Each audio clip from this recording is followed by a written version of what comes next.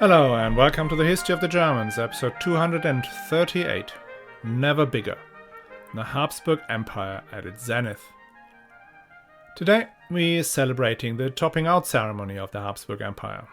By the middle of the 16th century, it reached its furthest extent as a political entity ruled by just one man.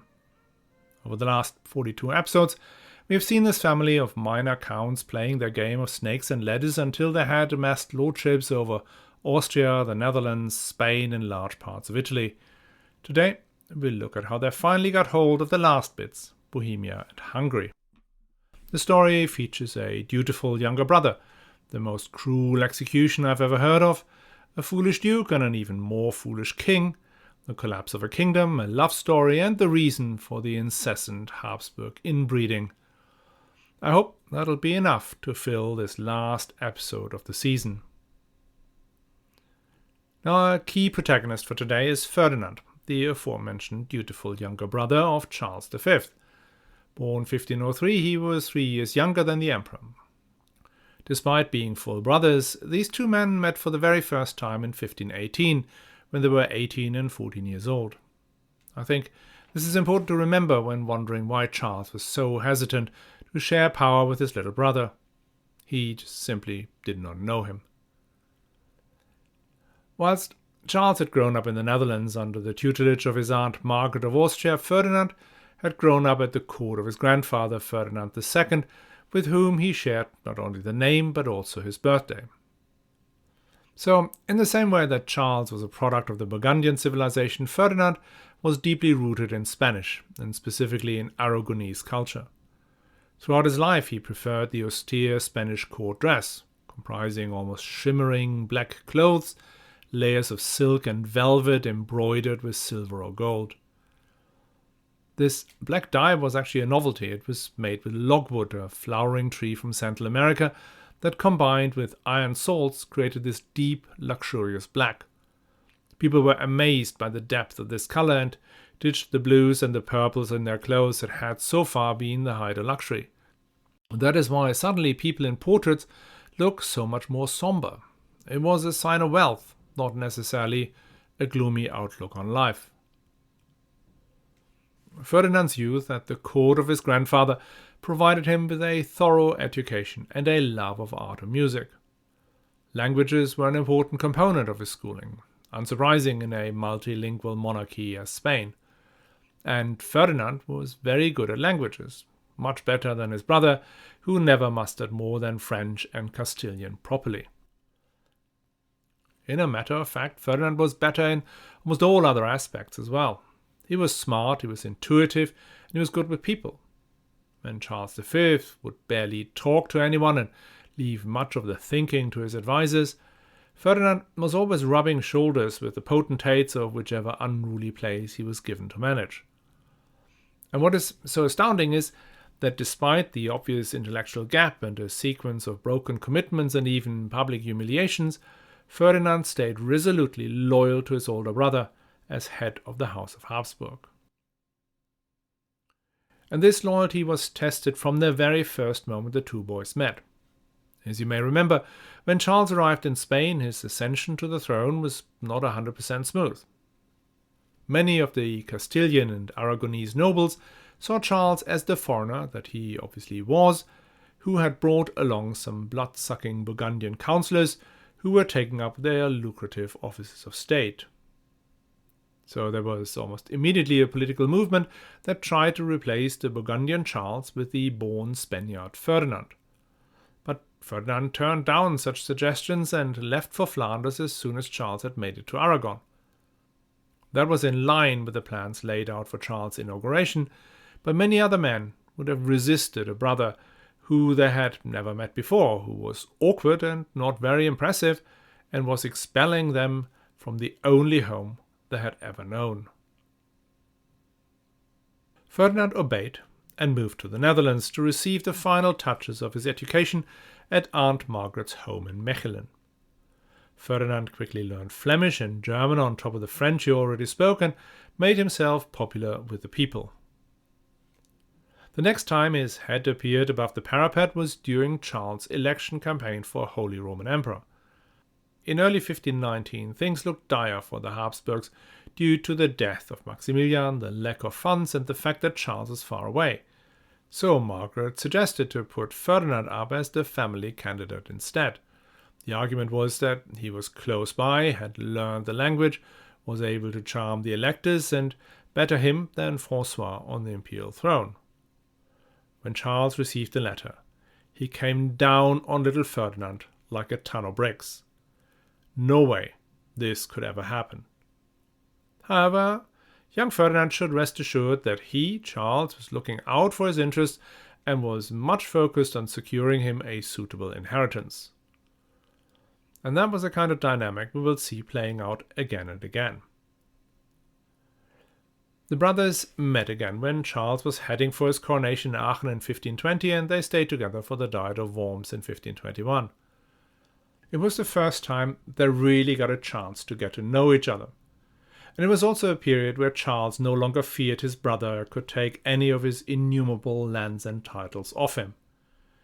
So Charles is finally ready to make a first settlement regarding their inheritance.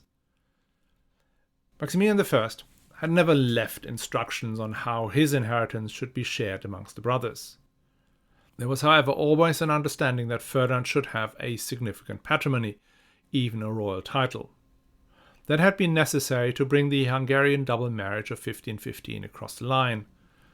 When it had been decided that Ferdinand should marry Anna, the daughter of the King of Hungary and Bohemia, one of the conditions was that Ferdinand had a suitable title and territory to take home such an illustrious bride. So one of the plans had been to elevate Austria to a kingdom, just to make that work. Nevertheless, Charles was not too keen to give his little brother more territory than he absolutely had to, and he certainly was not yet prepared to give him a royal title. Ferdinand had no claims in the Netherlands and Spain, where the eldest son always inherited everything. What he could receive was a share in the Habsburg lands.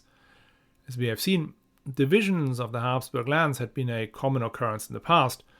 The rule was that each archduke would have some lands to manage directly, but that all archdukes would then work together to project a united front.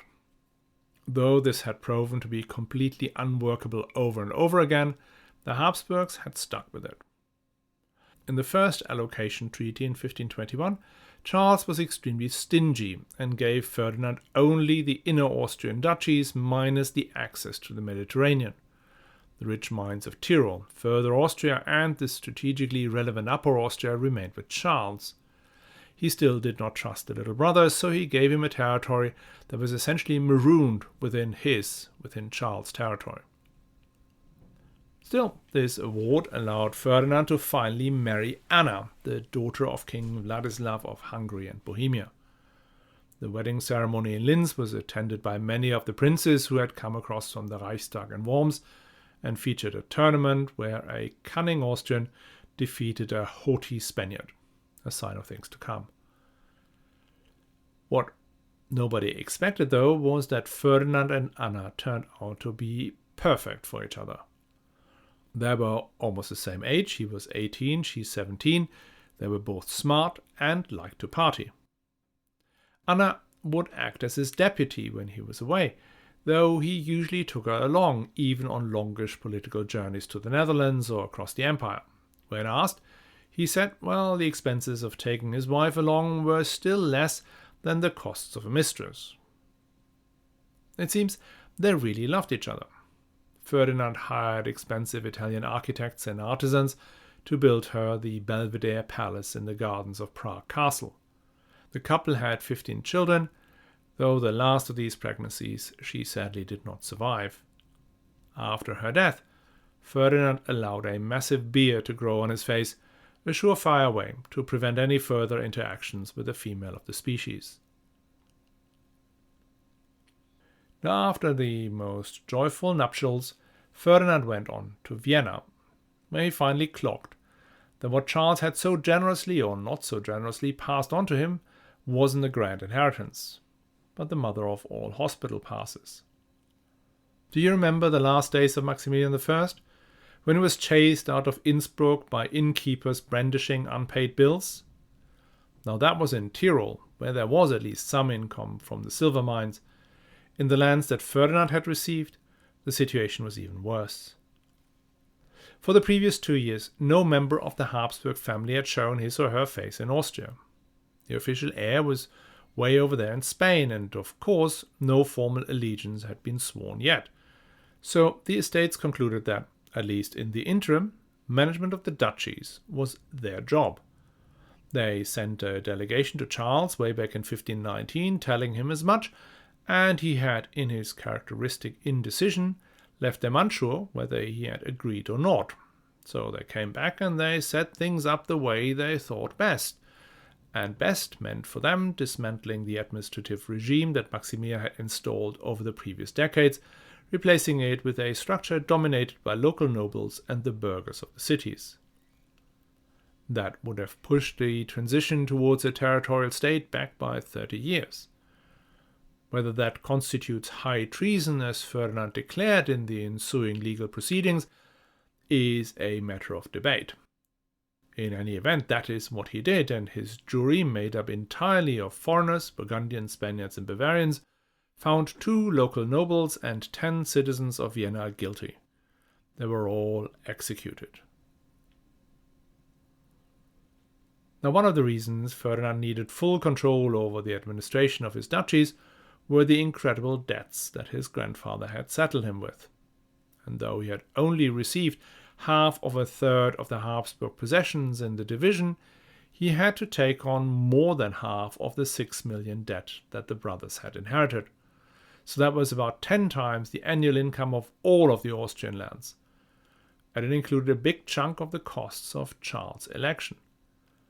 Even Charles realized that this was not only grossly unfair, but also effectively impossible. So in 1522 he passed the rest of the Austrian lands, namely Tyrol and further Austria, to Ferdinand. But that was in a secret treaty. Externally, Ferdinand still acted as Charles' deputy, not as direct ruler of these lands, making things that were hard to do even harder. Now Ferdinand, as I mentioned, was a smart guy, so he did not get his own hands dirty in tackling the individual creditors. If there was to be any chance of getting numbers down, repayments had to be cut down by half or even less of their original claim. It was essentially some sort of Chapter 11 bankruptcy, where the most powerful, namely the Fugger, Welser and other bankers, were compensated in full, and the smaller creditors had to take some massive cuts. A process that, as you can imagine, was not very popular. So Ferdinand got himself what my former boss would have called a human airbag, Gabriel of Salamanca, a hard-nosed Spaniard who reveled in squeezing down claimants. Salamanca lasted just 4 years, but he got the debt down to something that could be handled over the subsequent 20 years and became immensely rich himself in the process. Now, another item on the ledger of the family debt that Ferdinand had to pick up was the cost of acquiring Wuerttemberg.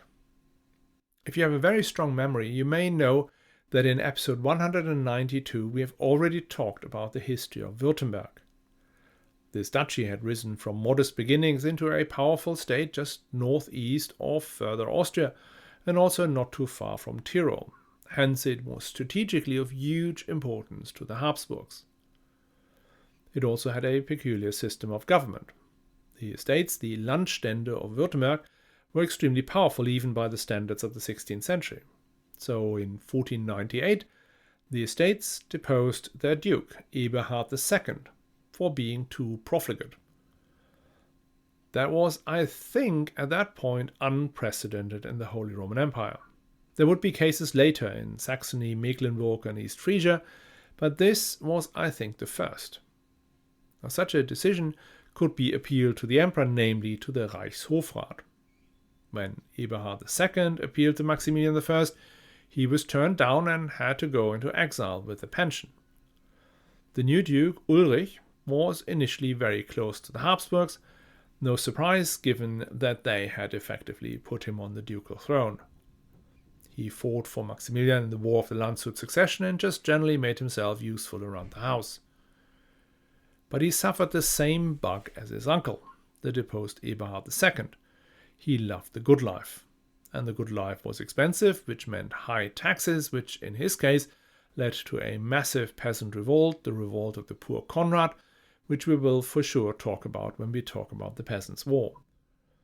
But this one wasn't part of the Peasants' War, it happened earlier in 1514.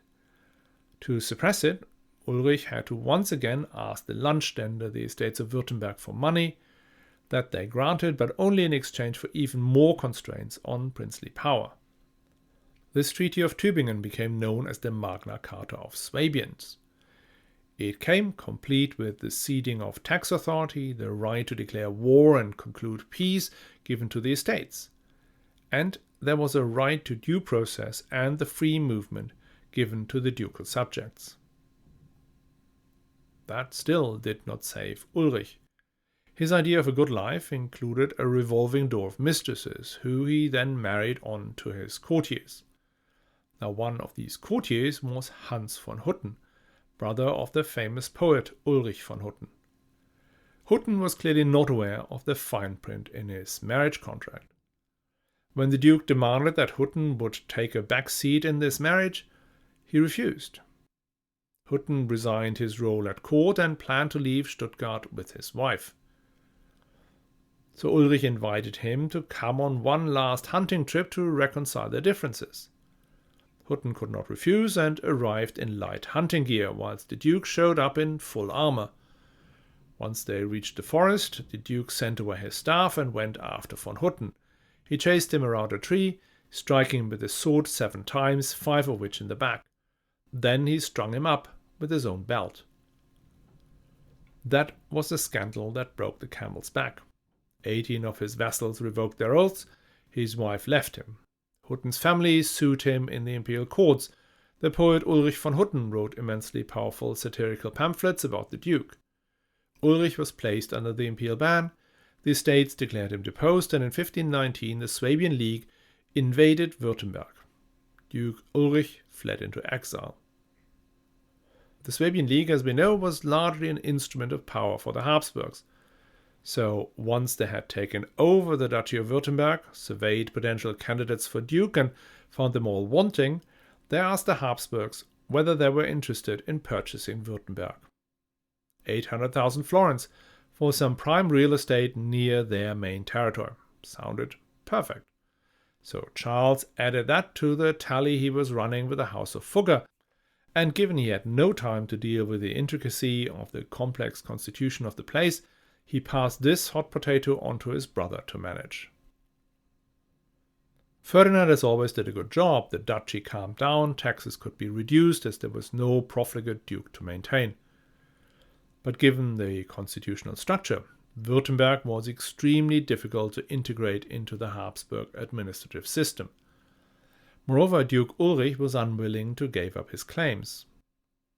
He found enthusiastic support in Landgraf Philipp of Hesse, who kept putting the Württemberg question on the agenda of every Reichstag. This whole idea that the emperor could depose a duke and take over his territory made the imperial princes queasy, even though he was a murderous tyrant. In 1534, Philip and Ulrich seized the opportunity when Ferdinand and Charles were both busy with the many other challenges of the empire. They invaded. The small Habsburg force in Württemberg was easily defeated and Ulrich returned. Losing Württemberg has been seen by some historians as another indication that the Habsburgs were turning their back on the Holy Roman Empire and focused on their possessions in southern and eastern Europe. They had fought over Milan for nearly 50 years, but they let Württemberg go after a first knock. These two issues, the rebellion of the Austrian estates and the mess that was Württemberg, turned out not to be the most unpleasant of the unpleasantnesses that Charles left his brother to deal with. The other much bigger one was the Holy Roman Empire, like all of it. Because you remember that Charles returned to Spain in 1522 and only left it in 1529 to go to Italy. He would not be seen in the empire before the Diet of Augsburg in November 1530. So for all this time, it was Ferdinand who was in charge with dealing with the affairs of the empire. Was that then a time of calm and easy living for an emperor's deputy? Well, not exactly. Martin Luther, remember him? He had published his 95 Theses in 1517, had made his famous stand in Worms in 1521, and ever since, the empire was in massive turmoil. The Peasant War, the largest uprising before the French Revolution, kicked off in 1525. That same year, the Teutonic Knights in Prussia were turned into a secular Polish fief by the last Grand Master, and. We will dedicate most of the autumn next year to these events, so this is just for context. Ferdinand had to pick up the pieces here as well. And he did not do this as ruler of the Holy Roman Empire. He was only Charles' deputy. Charles had promised to make him king of the Romans ASAP, but then took his sweet time. There was actually no real reason to delay, because Charles had been granted the title of emperor already on his coronation in Aachen. None of the popes in this period was going to object to an election of a king of the Romans before a formal coronation of the emperor, as Leo X had done in 1519. The popes now, Hadrian VI, was Charles' old tutor and friend, and then his successor, Clement VII, ended up as Charles' prisoner. Still, Charles waited until after his imperial coronation in Bologna before he proposed his little brother as king of the Romans. And it was only in 1531 that his brother was finally elected and crowned in Aachen. But even after Ferdinand got the title, Charles was still the more important one, and he would occasionally refuse Ferdinand's proposals, tell him what to do, and even publicly reverse his decisions. It is a miracle that Ferdinand did not stand up and said enough is enough. He remained the dutiful brother all throughout. When we discussed Charles V the last 2 weeks, there were 3 overarching political themes that he wanted to tackle. The first was bringing peace to Christian Europe, which translates as keeping the French down. The second was resolving the crisis in the church triggered by Martin Luther. And the third was fighting the Ottomans. Now, item 1 consumed most of Charles' bandwidth in the 1520s, so he left the other 2 issues to his little brother, together with most of the debt problem. And whilst Charles spent his time being negotiated out of his victory over Francois I, Ferdinand was facing into the abyss of an Ottoman army more than 100,000 strong. Now, at least initially, he was not alone in having to fight the most powerful armies on the continent. He had the Hungarians to rely on. Hungary was at the time ruled by Louis II, Ferdinand's adopted brother and brother-in-law. But to quote Paul Lentwey in his book The Hungarians, after the death of King Matthias, an orgy of vainglory, power-hungry and rivalry descended on Hungary, and conflicts between the higher and the lesser nobility brought the country close to disaster. End quote. And I guess that might even have been an understatement. Louis' father, King Vladislav, had been a weak ruler, who the magnates called "Okay, Laszlo," on the grounds of his willingness to consent to any and all of their suggestions. As a consequence, Hungary was once again ruled by the magnates, but their rule this time brought about an opposition movement amongst the middle and the lesser nobility. It was one of the features of Hungarian society that it had a huge nobility. 1 in 20 Hungarians considered themselves nobles, whilst in the empire, for example, it was more like 1 in 100. These lesser nobles coalesced around Szabolcsy János. And just as an aside, I've taken your feedback into account and will try to improve my handling of Hungarian names. And remember that in Hungarian, names are inverted, i.e. family name first, Christian name second, which is one of the things that the Hungarians have passed on to the Austrians. And second, I have found myself some pronunciation guides in the hope of doing a little less butchery. So back to the story. Szabolcsy János was the voivode or senior military commander and governor of Transylvania and became the leader of the lesser nobility, who called themselves the national party, as opposed to the magnates' party, who they called the court party. The magnates gathered around a man called Bakotz Tamash, who had become Archbishop of Esztergom and a cardinal. He was even briefly considered a papal candidate in 1513. He had become the power behind the throne under King Vladislav, and he headed the Regency Council when Louis II became king in 1516 at the age of 10.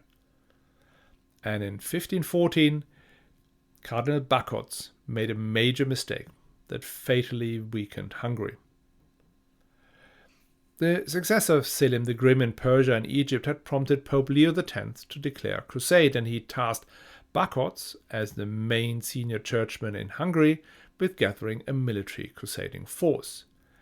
Bakotz delegated some of this task to the Franciscans, who recruited an army of about 20,000 peasants as an infantry militia.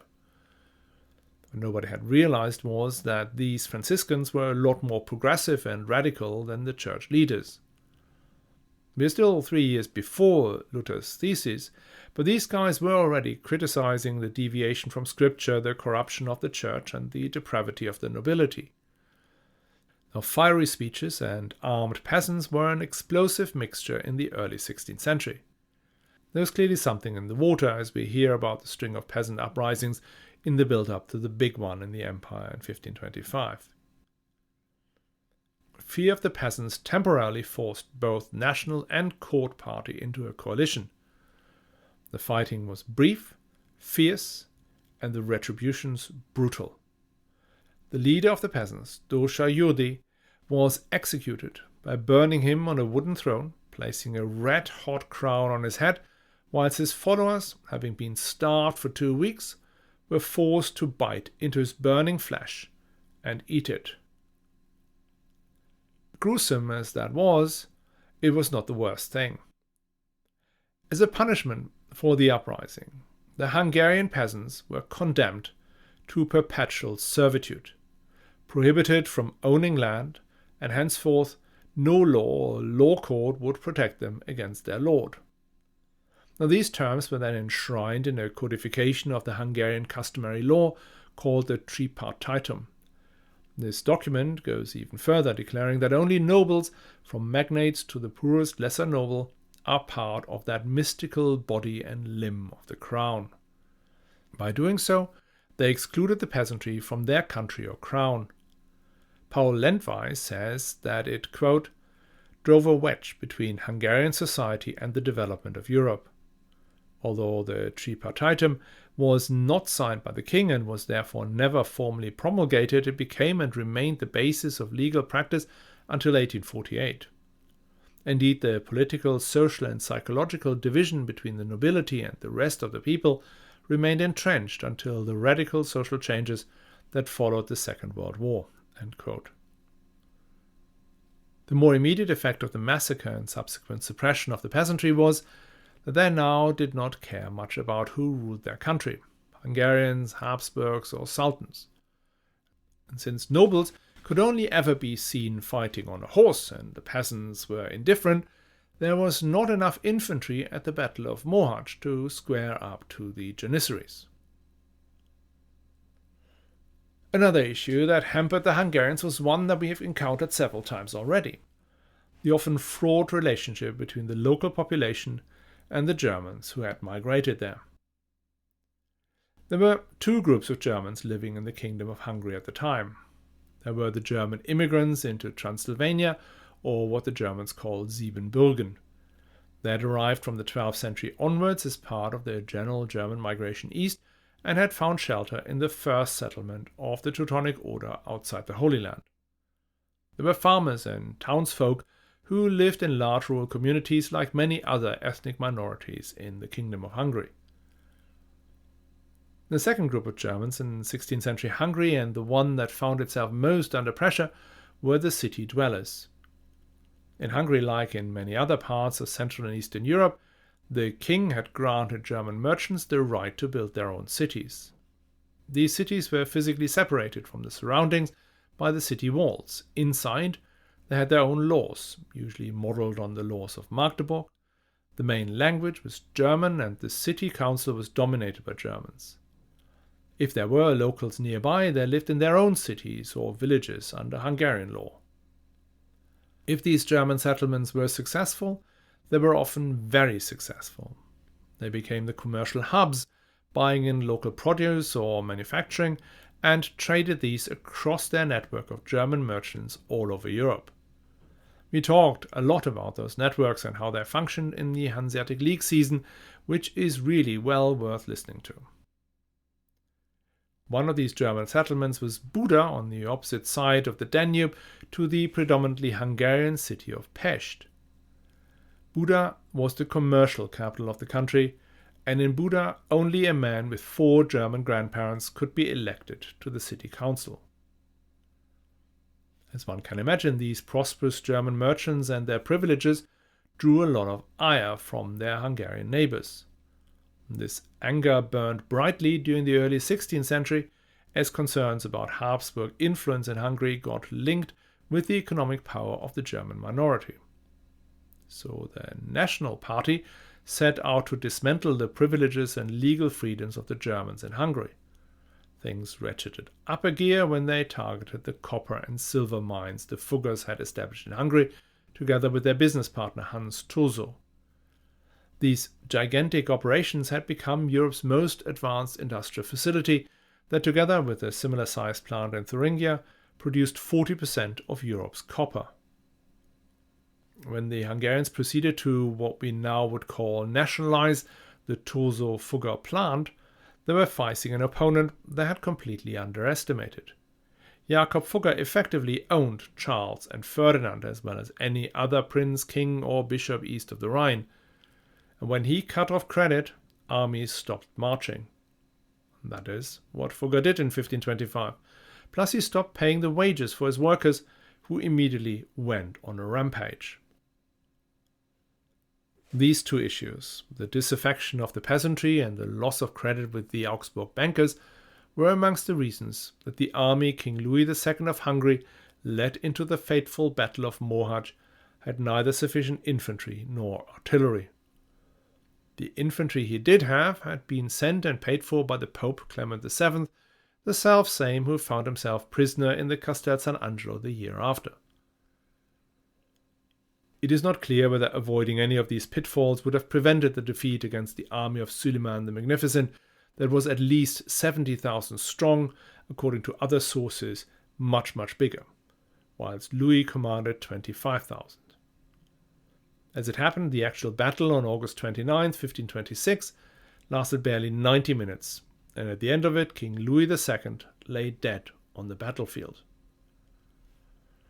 This event is the Great Hungarian National Catastrophe.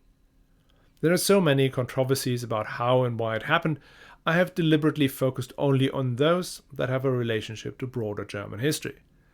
But there are many more that I will not get into. Fortunately, I know a way how to get deeper into Hungarian history. The History of the Hungarians podcast. Last year, Ferenc Hűvös has kicked off his grand project to take you through the long history of the Hungarian people from the nomadic origins to the present day. And he is making great progress. Something to check out while I am off the airwaves. Now, the imminent result of the Battle of Mohács was, of course, a vacant throne, or more precisely, 2 vacant thrones, those of Hungary and of Bohemia.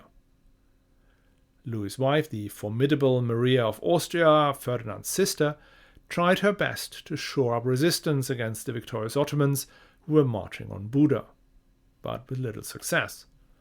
The anti-German sentiment that associated with the Habsburgs, and her in particular, forced her out of the city.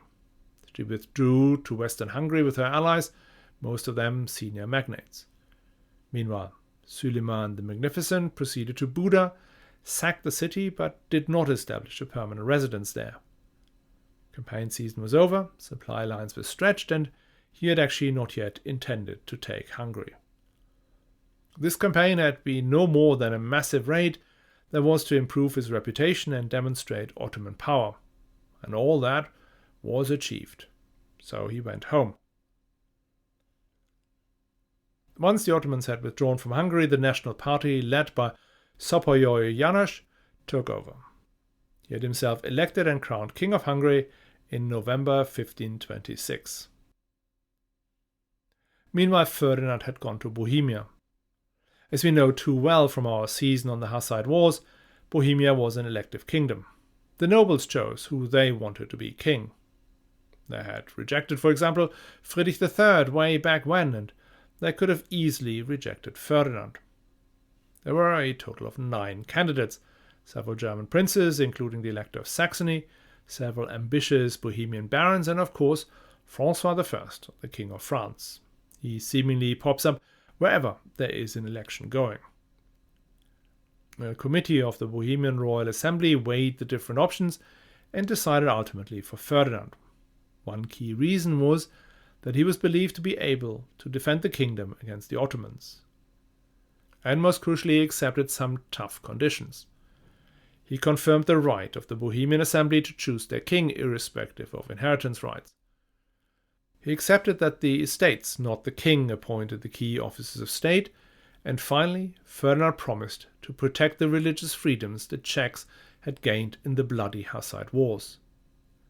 About half the population of central Bohemia was Utraquist, aka moderate Hussites. There was also a large community of Bohemian Brethrens who lived a more strict lifestyle. As you may know, we have a whole season on this that could be worth listening to in preparation for the Reformation season. And on top of these older heresies, as Ferdinand saw them, the Czechs were also now eagerly embracing Luther's ideas. Signing on to the last commitment was therefore a hard choice for Ferdinand, who had become ever more fervent in his support of the Catholic Church. Now these concessions that Ferdinand made in 1526-27 will have long-lasting and tragic consequences.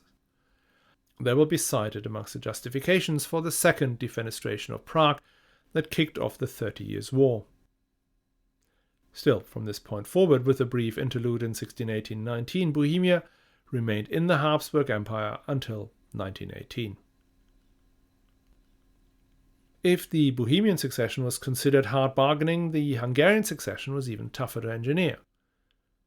Ferdinand was not in a great position here. The Hungarians had noticed that Ferdinand, instead of supporting their king at Mohács, had sent an army of Landsknechte to Italy.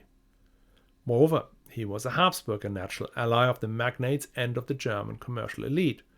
His sister had not been popular as queen and had to flee the country. But these challenges were, however, also advantages. The magnates and the German merchants were more resourceful than Szapolyi János's lesser nobles. As Ferdinand marched south, he took one piece of land after another.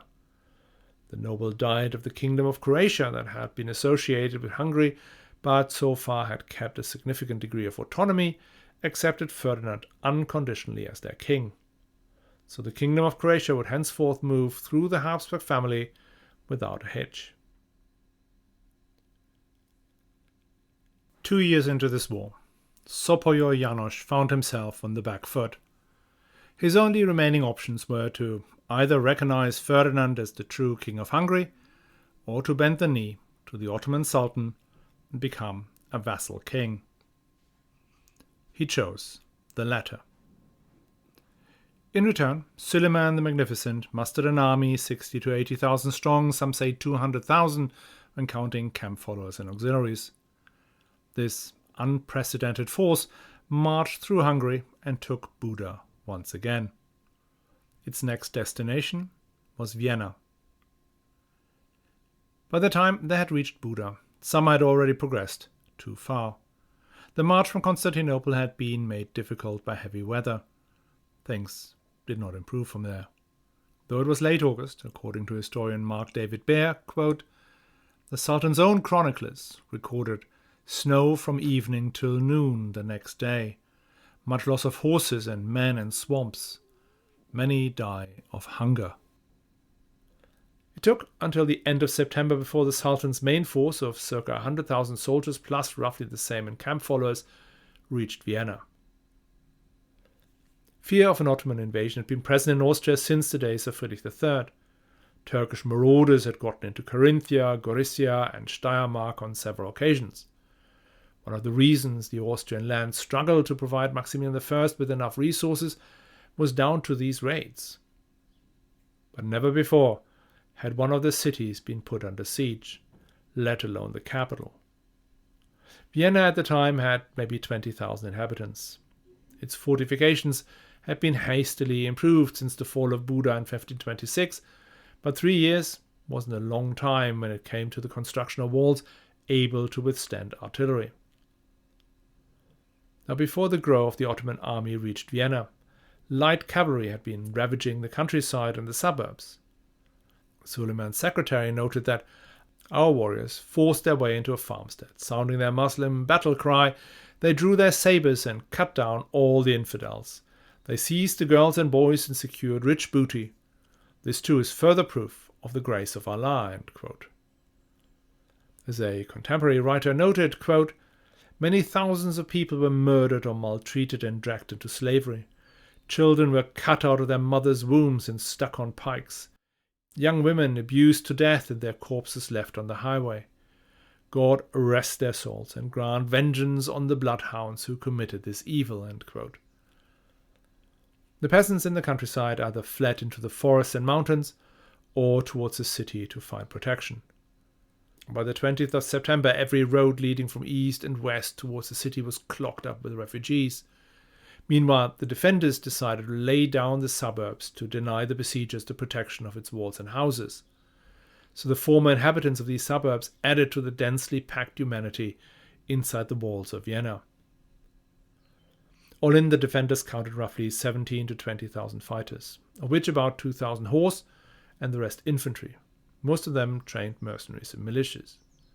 They had 74 cannons operated by experienced gun crews. Ferdinand himself was not present in Vienna. He was coordinating the relief effort from Prague.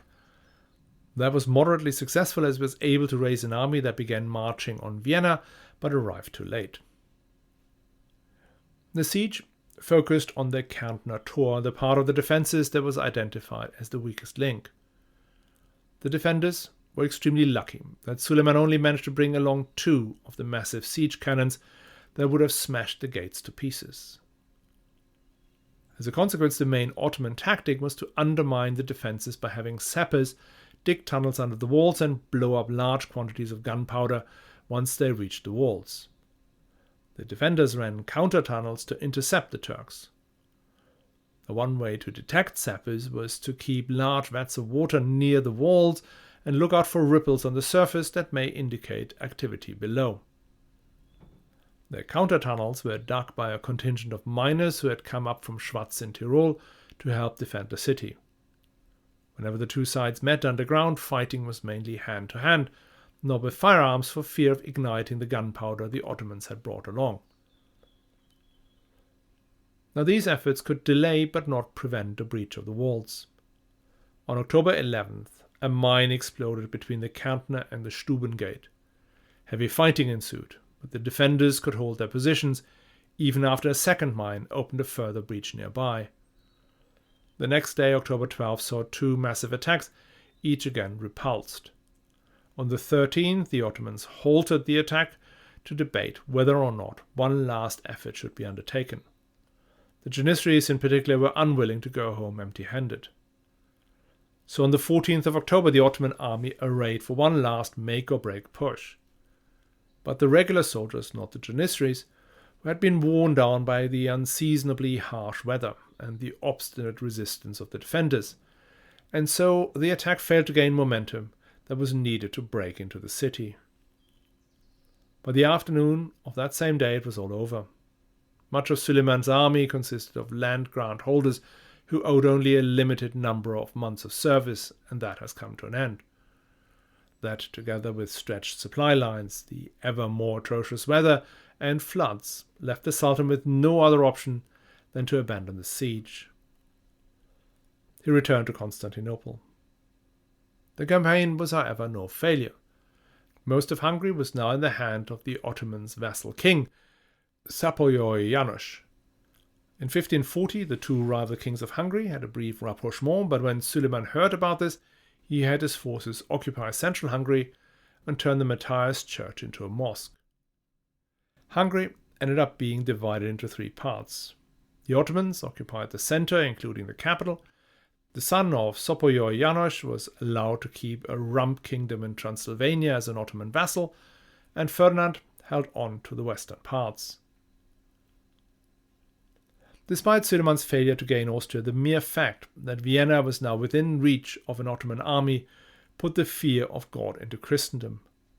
Ferdinand spent the next decades expanding and strengthening the defenses of Vienna. What is now the famous Ringstraße had once been the ramparts begun by Ferdinand. Moreover, he built and strengthened dozens, if not hundreds, of forts and towns in the parts of Hungary that he was able to retain. The military doctrine resulting from the siege of Vienna was that the Ottoman supply lines did not reach much beyond 1,500 kilometers in either direction from Constantinople. Hence there could be raids, but a conquest could be prevented by simply slowing down the enemy progress with just one defensive position after another, until the weather and then the logistics forced the enemy's withdrawal. That strategy held until 1683, when Vienna came under siege once again. With the consolidation of Habsburg Hungary in the 1530s, our story arc about the fall and rise of the House of Habsburg comes to an end. This is the point where arguably Habsburg power reached its zenith. 40% of Europe saw the Emperor Charles V as its legitimate ruler. Not since Charlemagne had any one person gathered so much European territory in one single hand. Moreover, Spanish ships were ploughing the seas between Europe and the Americas, bringing hitherto unknown plants and fruits to Europe that will become a staple of our diet here, as well as gold and silver in quantities nobody could have ever imagined. But this empire was also a most unusual structure. The various kingdoms, duchies, counties, baronetcies, and colonies had very little in common. They spoke dozens of different languages, had a bewildering array of ancient institutions, rights, and privileges that constrained their rulers, with the most complex of them all, the Holy Roman Empire, at its center. Logistics were complicated as there was no land bridge connecting their various centers of power. So almost from the beginning of Charles' reign, it had become obvious that this empire could not be managed by just one man. That is why Charles delegated responsibility for the Netherlands first to his aunt Margaret and later to his sister Maria, the widow of King Louis of Hungary. And then, as we have seen, reluctantly passed responsibility for Austria and the empire to his brother Ferdinand. When Charles abdicated in 1555, having reached the end of his physical and mental capacity, the division of responsibilities became permanent. The Habsburg Empire was split into a Spanish and an Austrian part. His son Philip II received the kingdoms of Spain, Sicily, and Naples, the lordship over the Netherlands and Milan, and with that came dominance over the rest of Italy. Ferdinand and his descendants held on to what Ferdinand owned in his own right, the kingdoms of Bohemia and Hungary, as well as the Habsburg lands in Austria, Tyrol, and the Upper Rhine. Now, I remember learning in school that this division was an unusual event and a sign of the foresight or foolishness of the Emperor Charles V, depending on viewpoint. But it was, quite obviously, inevitable. Only Ferdinand had a claim on Bohemia and Hungary. Charles simply could not hand it to Philip II, even if he had wanted to. And as for the Austrian lands, Ferdinand received them in his own right already in 1522, and it had been made public in 1530. So under Habsburg family laws and traditions, there was no legal way Charles could ask for them back. And finally, as for the crown of the Holy Roman Empire, Ferdinand was already king of the Romans and hence the next emperor, come what may. And with the Austrian branch being imperial princes and physically closer than Philip II in his Escorial palace, it was only natural that this crown should stay with them. So, not that much generosity here. That being said, the split meant that either Habsburg branch on its own would be materially weaker than their permanent opponent, the King of France. Therefore, the cooperation between the two branches had to be institutionalized. The Habsburg family law did provide some mechanism. It set forth that though lands were divided, the various archdukes were supposed to work together and act as one against their foes. But as we have seen in the earlier episodes, this model had not worked on its own. The different branches, Leopoldina and Albertina, had been at each other's throat for ages, and the Tyrolean archdukes were notoriously uncooperative. So, to strengthen the system, the Habsburg embarked on a fateful marriage strategy. They would marry each other to make sure this gigantic political complex remained together. The first to go down that route was Ferdinand's son, Maximilian II, who married Charles' daughter Maria. Now, this strategy did work inasmuch as it held the family union together, but it had the predictable catastrophic effect on the family gene pool. So the inbreeding was a natural consequence of the fact that this was not an empire that had a ruler, but a family that ruled an empire. I cannot guarantee this statement to be right, but I think the Habsburg Empire is the only political entity in history that had held together for centuries by nothing more than family ties. Some territories joined, others left over the centuries, but the one thing that remained was this family at its center. Some of them were impressive in the way that Rudolf I, Rudolf the Founder, or Maximilian were, but in the main they were adequate, occasionally outright incompetent. But they kept the engine running for, depending on how you count, 500 or 700 years, most of them dutiful servants of the House of Austria, forever trying to expand and hold together the family inheritance.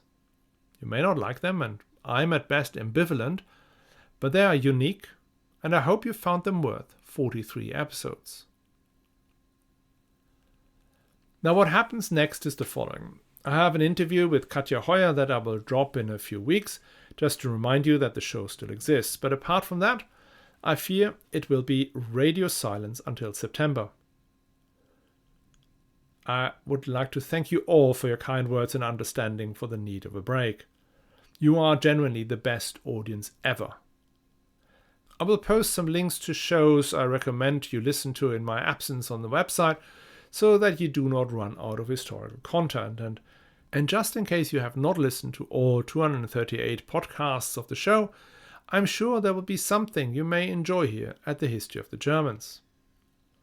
Last thing left to do is then to thank Konstantin K., Matthew B., Dr. Kai R., James H., John H., Stephen G., JCW van der V., Robert L. G., Adrian H., Lily E., and the always delightful Barbara von H., as well as all of you for your incredible generosity.